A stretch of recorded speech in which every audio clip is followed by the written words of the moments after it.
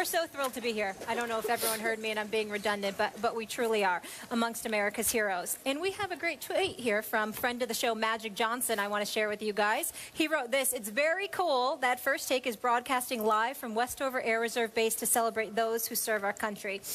And yes, it is. And we didn't get a shot at the top of the show to say that we want to thank all of you servicemen and servicewomen, not only here but around the world, for all that you have done and will do for the greatest country in the world. We appreciate that. There's always something for me to add, but I can't say it any better than that. There's a first time for everything for Skip Bayless. He was perfect. Thank you. Thank you so much for having us and all the hospitality. You ready to work, guys? Let's do it. How about those Colts? That offense getting back on track. A new offensive coordinator, Rob Shazinski's first game as offensive coordinator, taking down Peyton in the house that he built 27-24. Stephen A., what did luck prove against number 18, Peyton Manning? This saddens me to say this. He proved that he needed a new offensive coordinator. Ooh, that's a rough statement. I feel bad because I like Pep Hamilton a lot, who was unceremoniously relieved of his duties last week. But when you look at the fact that Andrew Luck was third worst in terms of completion percentage coming into the game against the blitz, and then last night he was 16-26 for 190 yards and 2 touchdowns against the blitz.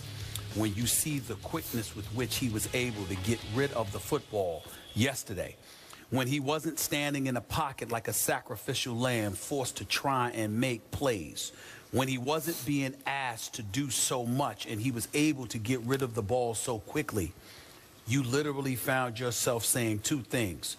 There's some exceptional play calling going on here, at least in the first half. And number 2, and more importantly, how the hell was this not happening all of this time leading up to these games? It seems to be a relatively simple thing when you consider the fact that coming into this season, Andrew Luck had been sacked 100 times over his career in the first 3 years, that he had been touched a little, about 71 additional times. That's 171 times minimum he was hit coming into this season. And yet still, you had him back there holding the football for 4, 5, 6 seconds at a time, and you had this guy Chazinski getting rid of the ball in 2 to 3 seconds. I hate to say it, but that's coaching. That's coaching. And so who's responsible for coaching on the offensive side of the ball? Now, I don't want to just put it on Pep Hamilton. I got to put it to some degree on Pagano, because Pagano is the head coach, even though he always wanted Chazinski. He was the head coach who had the power to usurp the authority of Pep Hamilton, and you sat back and allowed all of that to happen over the last year or two. Now, in defense of Pep Hamilton, let's be clear. They went to the divisional playoff game the last 2 years and then the AFC Championship game last year. So it's not like the man didn't know what he was doing, and it's not like he hasn't done something right. I'm just answering the direct question as to what entered my mind yesterday as I watched this team against this defense for the Denver Broncos. I couldn't believe how quickly Andrew Luck got rid of the football. I couldn't believe he didn't throw 1 interception. I couldn't believe he was just sacked once. And then I looked and I went back and I watched how quickly he was getting rid of the ball, and I saw the play calling. Certainly they were assisted by the complete absence of a running game on the part of Denver, who went away from everything that worked for them, especially against the 28th ranked defense against the rush. Why would you start running the damn football? Makes no sense whatsoever. But in the end, that was a culprit, but the other culprit was that the play calling was definitely flagrantly different and exceptionally better than what we had seen from the Colts the previous 7 to 8 games. Man, I cannot blame Pep Hamilton for what happened yesterday. Okay. He's a fine young coach. He is. He's fast-tracking to become a head coach in this league. He was. And this is going to set him back. Yeah. But I remind you, and you pointed it out, remember, Andrew Luck beat Peyton at Denver in the playoffs last year. That's right. Well, that wasn't Pep's fault, right? I mean, you got to give him some credit for that. He gets credit. Right, that's why I brought up the victories. Yeah, I got it. I got it. So here's my takeaway from yesterday. I don't know why this happens, but Andrew Luck plays great against Peyton Manning and not so great against everybody else. Inspired? I don't know, because that's 4 times they have met head-to-head. 3-1. 3-1. Andrew Luck, 2 at home, 1 at Denver. Wow, that's pretty great. And in those 4 games, Luck's QBR is 73 on a scale of 0 to 100, and Peyton's is only 56. But over the last 4 years, in their head-to-head battles since Peyton got kicked out of Indy and they drafted Luck, in those 4 years, Peyton has led the NFL in QBR, while Andrew Luck's QBR has fallen each year, all 4 years, all the way down to 30th in the NFL going into yesterday's game. Right. And what happened yesterday? Peyton played okay yesterday. He played pretty well, actually. They were both 21 of 36. Peyton threw for a few more yards, 281 to 252 for Luck. Both of them threw for 2 touchdowns. But to your point, Peyton threw 2 interceptions, and Andrew Luck, who's been a turnover machine, but once again this year, he was leading the NFL in turnovers going in, 0 turnovers yesterday. No interceptions, no lost fumbles. So I look at what happened and I say, what are you doing? Well, it's just he gets up for one guy. And after that, he has decent games against other quarterbacks too. But in the end, he's been mostly a disaster this year, except for one game against Peyton Manning. I'm sorry, I can't blame that on Pep Hamilton. I think I attribute it to, I credit to, that Andrew Luck loves to play against Peyton Manning, and I think Peyton feels a little pressure when he plays against Andrew Luck. I think clarification needs to be made here. I'm not blaming Pep Hamilton. The Colts did.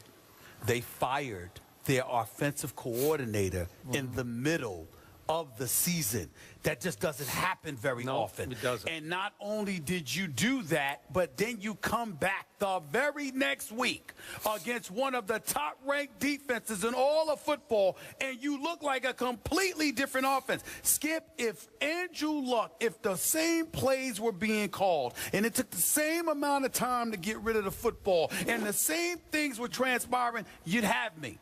But when you quicken the pace, when you dip and dunk, when you get rid of the football inside of 3 seconds, when you do everything that you were not doing for the previous 8 games, how can I not look at the offensive coordinator they just fired? Now, if you want to sit there and say to me, it's Pagano, it's not Pep Hamilton, I'm all ears. But it had to be somebody, because Andrew Luck didn't do that on his own. Somebody was telling him, 3-step drop. You know, go through your reads and progressions, do this, this, this, and that before you get rid of the daggone football. Somebody was telling him to do that, because when he was asked to do something differently, he didn't have a single turnover. And all I'm saying to you is this. I looked at Andrew Luck, 21 of 36 for 252 yards. It ain't Tom Brady numbers, okay? I mean, it ain't nothing that knocks you out.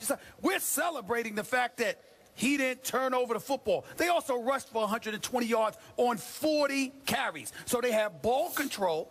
They were giving it. They were grinding it down, okay? And then Andrew Luck was relatively conservative in his approach. That's what happened, and that's what they did. To build his confidence, to cut down on the turnovers, that appeared to have worked. It is something that seems simple enough for Pep Hamilton to have exercised. Maybe it's not his fault, Skip. Maybe it's Pagano. And I have a problem. Me personally, I have a problem with Pep Hamilton being let go in the middle of the season, because talk about aspirations for becoming the head coach. If something could do irreparable harm to your reputation, it's getting fired in the middle of the season. If you let him go at the end of the season, well, we decided to move in a different direction. I decided to move on our merry way. We agreed to the parting of the ways. No, you leave 8 games into the season, your behind was fired, okay? And that implies that it is your fault. Now, that's not me. That's Pagano and the Colts. And somebody may perhaps need to explain that other than myself. But based on what I was seeing yesterday, to answer your question, when I saw what I saw, I said, damn, it looks like they made the right move. Okay. How about instead of blaming Pep Hamilton, we blame a Denver defense for just not showing up? They had a big win against the bad man that is Aaron Rodgers, or used to be Aaron Rodgers, in Denver.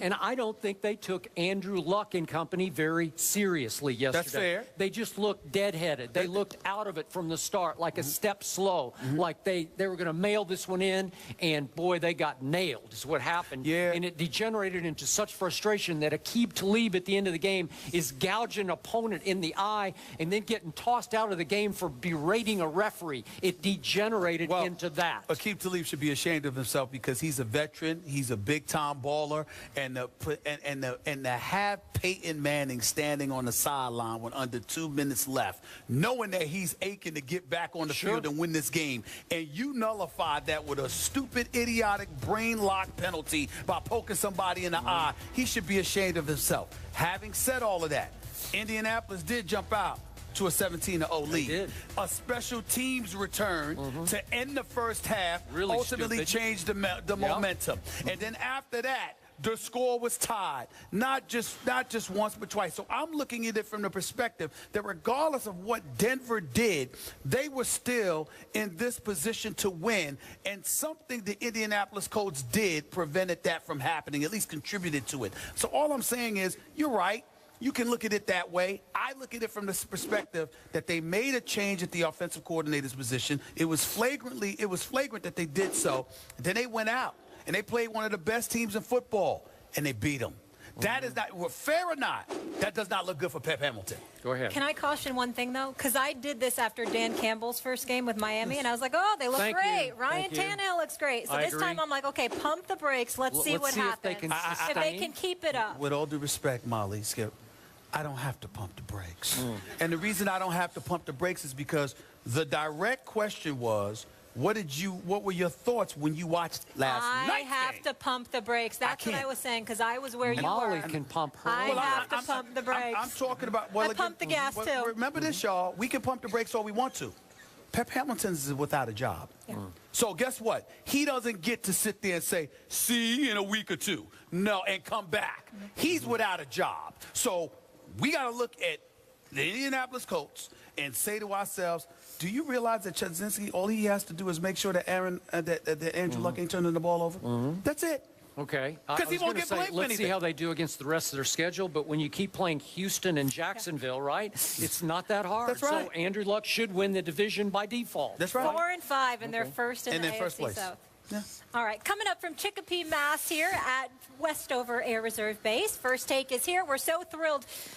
We have some serious news to get into. New development in the Greg Hardy situation. We have pictures of the victim, Nicole Holder, were released from the domestic violence incident. We'll react to that when we come back.